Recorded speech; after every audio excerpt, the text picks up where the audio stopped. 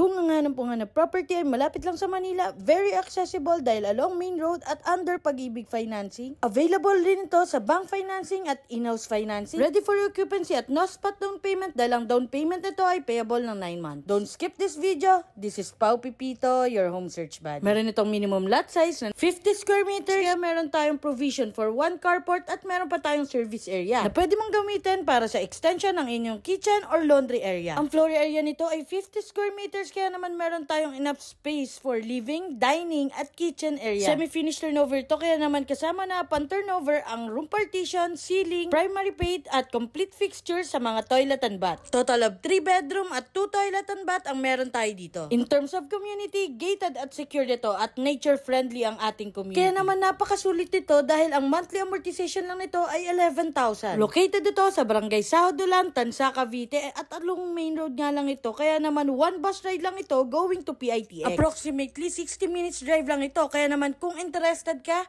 send me direct message para ma-schedule na natin ang exclusive house viewing mo. So, bye-bye!